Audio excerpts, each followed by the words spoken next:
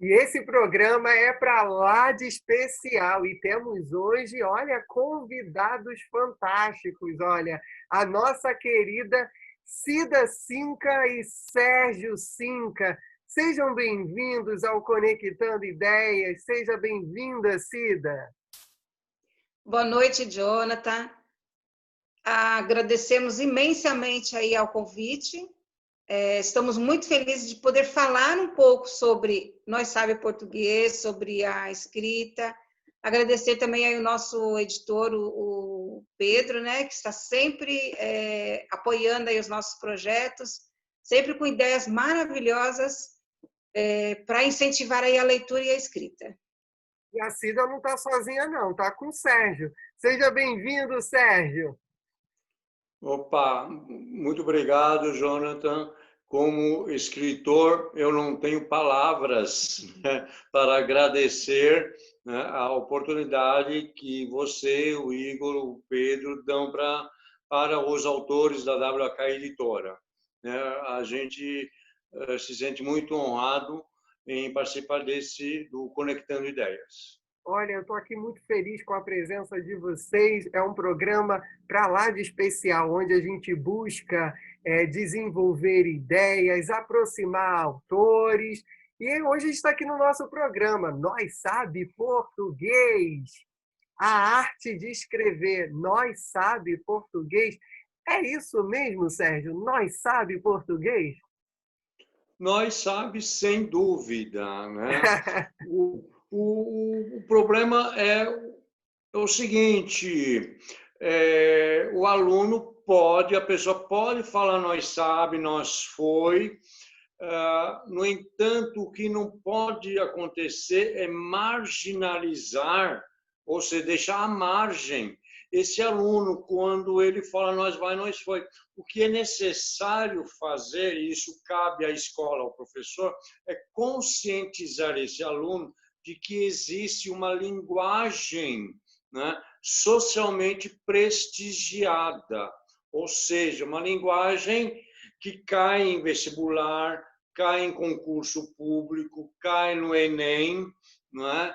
Tanto é que a primeira competência que se exige, né, no Enem, né, Cida, é o domínio da norma padrão da língua portuguesa. Por isso, se a pessoa fala, tem o costume de falar nós vai, nós foi, jamais ela vai ter acesso a, digamos, a situações sociais, né, como um emprego, uma oportunidade de estudar numa universidade particular ou pública, porque a pessoa não vai escrever de acordo com esse português padrão, né? Então, nós sabe português, sim, desde que a pessoa seja conscientizada de que existe uma norma padrão que é, né, exigida, né, de pessoas, digamos, escolarizadas. Nesse sentido, o Nós Sabe Português é fundamental para não, como eu disse, não marginalizar essa pessoa. É interessante, Sérgio, quando você traz toda essa dimensão, que inclusive está aqui do meu lado, só falta o autógrafo de vocês, sabe? Aqui, ó, o livro Nós Sabe Português, a língua portuguesa no dia a dia. Cida, conta aí para o pessoal de casa um pouco mais sobre essa obra, que tem a ilustração de Otávio Zaia. Conta aí, o que levaram a produzir esse material para professores, educadores? Foi esse sentido? Foi nesse sentido, exatamente. A forma como se ensina a norma padrão na escola, que é obrigatório, mas a forma como se ensina, ela não permite que o aluno se aproprie desse português padrão, né? Então, ele vai sair realmente com a sensação de que ele não sabe português. E o que nós trouxemos nesse livro como exemplo são exemplos do cotidiano. Por exemplo, tem aí o exemplo da dona Valquíria, né, que o Sérgio ele conta melhor que eu, porque depois ele dá esse exemplo para nós da dona Valquíria. Então, assim, é procurar ensinar a língua portuguesa, ensinar a norma padrão da língua portuguesa com exemplos baseados no dia a dia do aluno, né? Em situações que para ele sejam familiares. Por exemplo, se nós dissermos, eu vou à padaria comprar 500 gramas de mortadela. É uma situação que ele vive no dia a dia dele, é uma situação que não foge da realidade dele. Então, o que ele aprender baseado nesse exemplo e em outros exemplos que tem no livro, que nós apontamos no livro, ele vai conseguir levar esse conhecimento para fora dos muros escolares, e aí sim ele vai se apropriar da norma padrão e também vai se beneficiar, né? Porque ele vai conseguir transformar a vida dele com acesso, né? Como disse o Sérgio, acesso a um vestibular, uma boa universidade, a uma boa vaga de emprego. Então, ele precisa se apropriar. Então, o livro ele tem essa característica, mostrar a necessidade de trabalhar a língua portuguesa ou de ensinar a língua portuguesa de uma forma diferenciada, Jonathan. E trazendo situações do cotidiano, como é o caso da própria Dona Valquíria. Sérgio, conta aí para o pessoal um pouquinho. Eu posso mostrar a imagem para o pessoal de casa? Sim. Se não for chocar tudo. Então, o que acontece? O chefe, né, pediu, aliás, como é chefe em inglês? Chefe é boss. Aí a Dona Valquíria vai perguntar, boss tá? Boss tá. Se o boss tá, então ele vai chamá-la para, né, resolver um problema e pedir que ela sente-se na mesa. O que ela vai fazer como uma secretária competente, que ela vai ao escritório do chefe e sentar-se na mesa, ou seja, colocar a sua avantajada região glútea sobre a mesa. O chefe, escandalizado, vai tentar repreendê-la quando ela diz: chefe, você pediu que eu sentasse na mesa, e assim eu fiz. Sentar-se na mesa é colocar-se, ficar sobre ela. O chefe deveria ter dito: sente-se à mesa. Sentar-se junto de. Então, é um motivo, um exemplo banal, vamos dizer, mas é importante porque uma mudança de uma preposição altera, consequentemente, todo o contexto. E o livro traz 30 situações do dia a dia, 15 delas ilustradas pelo Otávio Zaia. São situações do dia a dia que, como a Procida diz, fazem com que o aluno se aproprie de maneira até divertida, porque pela diversão, você é o especialista nisso, né, Jonathan? Você está trabalhando com diversão, criatividade, lúdico, então, pela diversão, a pessoa se apropria de uma maneira não só prazerosa, mas inesquecível, né? Porque ele não vai ele vai se lembrar dessa situação de sentar na mesa. Ele pode esquecer tudo que o professor disse, mas esse exemplo não vai, né, vai ficar para ele. Inclusive, um outro diferencial do livro é exatamente as figuras, né, os desenhos. Porque, normalmente, o livro de língua portuguesa, o que ele vem? Textos. Esses desenhos, você vê que eles são bem chamativos, mas eles têm esse propósito mesmo de chamar a atenção. Até, eu diria, de chocar. Porque, como disse o Sérgio, o aluno pode esquecer tudo, mas ele não vai se esquecer do exemplo de sentar-se na mesa. Né? Então, esses desenhos...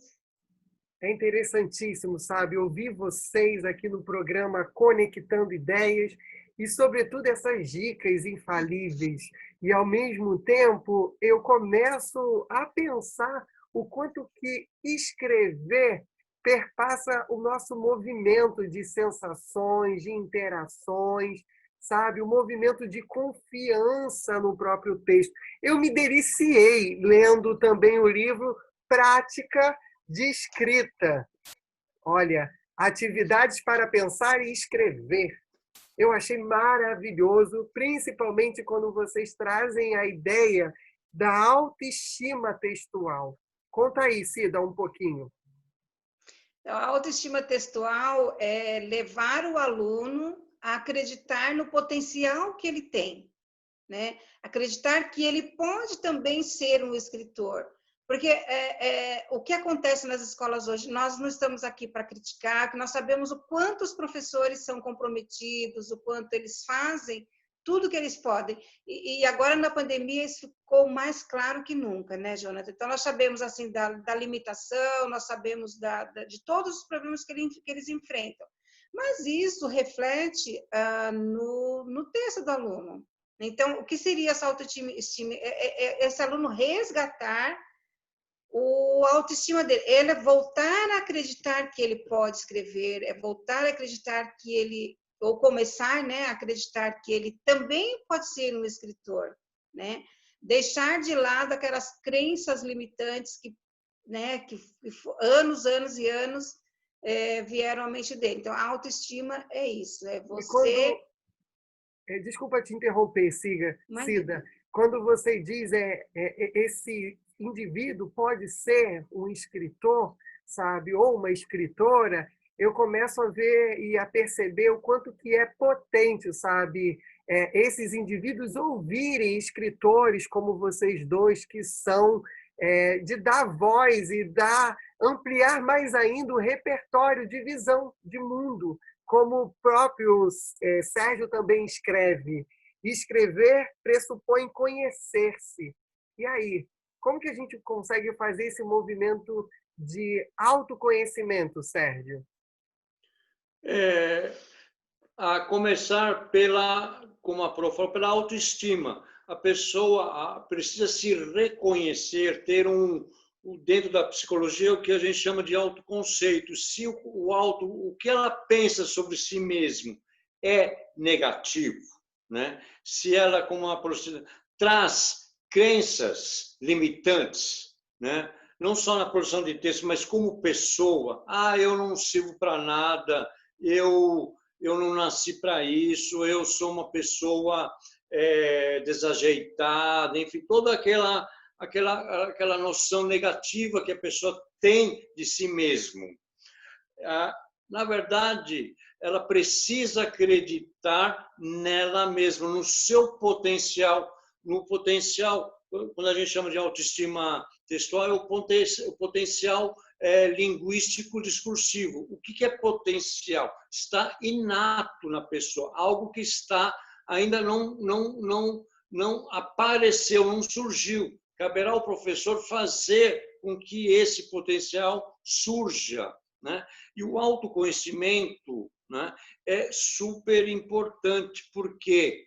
Porque a pessoa passa a se conhecer. Se ela se conhece, isso é autoestima, ela vai ter, em consequência disso, a noção, a convicção de que ela sabe escrever.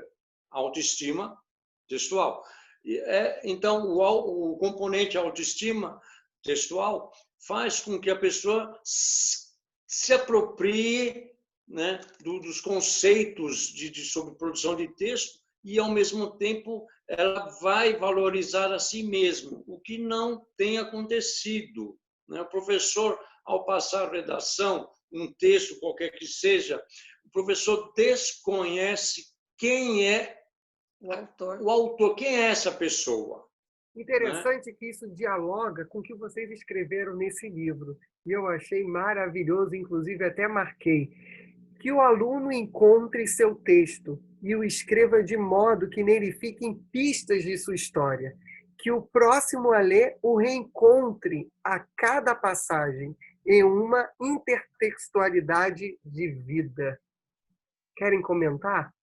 Olha a profundidade dessas palavras, Jonathan. É o aluno dar voz ao texto dele, é o aluno dar voz ao que ele pensa, dar voz ao que ele sente, dar voz aos sonhos dele, né? Então, ele vai colocar no papel sonhos, ele vai colocar no papel fantasias, porque se ele está num texto literário, ele tem que saber que ele tem liberdade de fazer o que ele quer, da forma que ele quer, ele pode ir onde ele quiser, ele pode voltar de onde ele estiver, então ele pode ser quem ele quiser, ele pode transformar o mundo.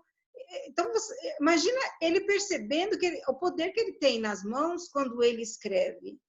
E quando ele vai para um texto dissertativo, argumentativo, também é a voz dele que vai estar ali, é a opinião dele que vai estar ali. Ele vai estar se impondo o tempo todo. Ele não vai virar uma massa de manobra como nós temos hoje na sociedade, infelizmente. E é isso que a gente tem que quebrar. É essa massa de manobra, é dar voz, é ele se sentir importante, ele se sentir participante do processo de escrita. Porque, só para concluir, Jonathan, a nossa dificuldade maior hoje na escola, o texto, ele ainda é visto como produto, ou seja, o aluno não é convidado a participar de todo o processo de escrita. Por isso que a voz dele não se faz presente. Agora, a partir do momento que esse texto se transforma em processo, ou seja, ele vai participar de todas as etapas, desde da produção até lá o momento final, que é o texto passado para o leitor dele, né? Então, quando ele participa desse processo, ele é convidado a escrever, e é nesse convite que ele se sente sujeito do seu dizer, né? Sujeito do seu fazer. Ele se torna autor, né? Esse ser se tornando autor, um ser criador. E aí, por pensar até nesses processos, né, de criação do próprio texto, vocês trazem nessa obra dicas também fantásticas, inúmeras maneiras de ser criativo. E aí tem algumas: abandone as regras.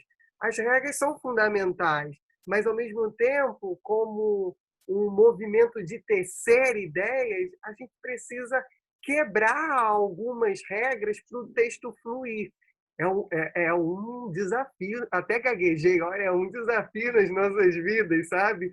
Porque eu penso num texto acadêmico, tem ali as regras da BNT, aí o Sérgio me salva. Jonathan, as páginas do capítulo, sabe? É isso, essas regras são fundamentais, porque, ao mesmo tempo, aquele que vai, de fato, o leitor, se debruçar nessa leitura, ele quer saber onde foi consultado, as fontes, e aí eu estou pensando até que, com base até nas ideias que vocês trazem no livro, ou assistir um filme, ir em busca de outros materiais, porque algumas vezes a gente fica também preso só ao material livro, mas são todas as outras ideias que circulam, né, no mundo das nossas voltas, na nossa volta, que vai aprimorando esse texto. É isso, Sérgio, que você é especialista. Eu já quero tirar até dúvidas, que nesse momento até o pessoal de casa já está aqui assim, olha, quero saber mais. É isso, Sérgio, dá aquela dica para quem quer iniciar essa construção e ser também escritor, escritora da sua própria história. Sim, você falou com muita propriedade, Jonathan. A começar, a criatividade é justamente o rompimento de regras. A pessoa cria a partir do momento em que ela se defronta com um problema. Aí sim a criatividade é acionada. Do contrário, se você seguir regras, você vai chegar aonde todo mundo chegou. Ou seja, então não haverá um momento criador. E quando a pessoa escreve, por incrível que pareça, não pode pensar na gramática, né? Mesmo no texto acadêmico, se a pessoa se preocupa com as regras da BNT, com a formatação, enfim, não. Coloque no papel as ideias, né? Mesmo no texto acadêmico. Coloque, logicamente, a gente está tratando de texto literário, que assume outras especificidades, mas vale, o momento de criação vale para esses textos. Ou seja, no momento em que você cria, que você está escrevendo, você põe no papel as ideias. Deixe as ideias fluírem. Claro está que, se você estiver escrevendo um capítulo, uma dissertação, uma tese, você já deve ter um plano. Logicamente, há necessidade de se partir de um plano, né? Tá. Mas o importante é escrever. E, como diz o filósofo grego Epiteto, se você quer ser escritor, escreva.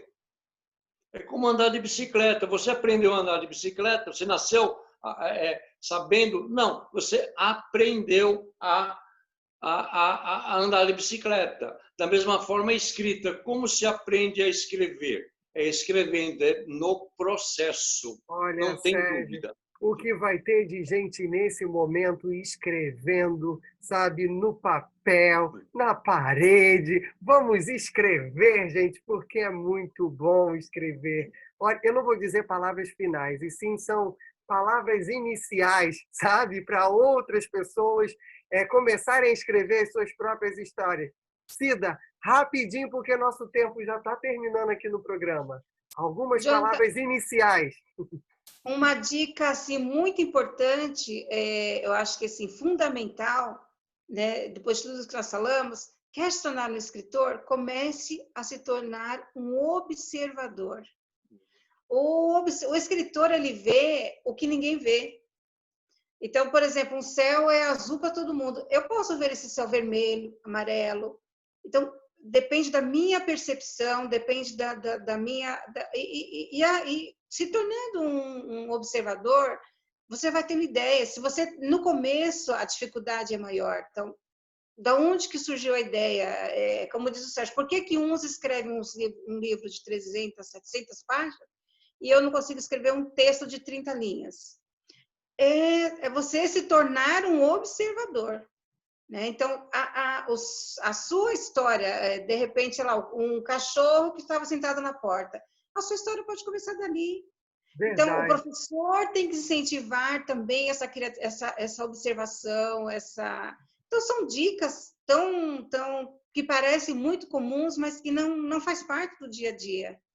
E aí a pessoa vai adquirindo a confiança, e ela vai pegando outros detalhes e vai embora. Então, quer começar a escrever e tem medo? Comece a observar. Faça da observação o seu início de uma história. Ótimo. Sérgio, rapidinho, porque já está estourando aqui 5 minutos. Perfeito. Para completar, o livro Prática de Escrita traz 23 exercícios, atividades para que a pessoa queira se tornar escritor, coloque para fora o seu potencial linguístico discursivo. O livro Prática de Escrita a gente escreveu para que a pessoa se torne um escritor. Ótimo. Agradecemos. Nós que agradecemos aqui da WK a presença de vocês dois, Cida e Sérgio, o meu enorme abraço, e adquirem as obras desses autores, sabe? Magnífico. Prática de Escrita e Nós Sabe Português. Esse foi o programa Conectando Ideias com Cida e Sérgio. Um abraço aos dois e um beijo e um queijo. Obrigado. Um abraço para você também, Jonathan. Muito obrigada.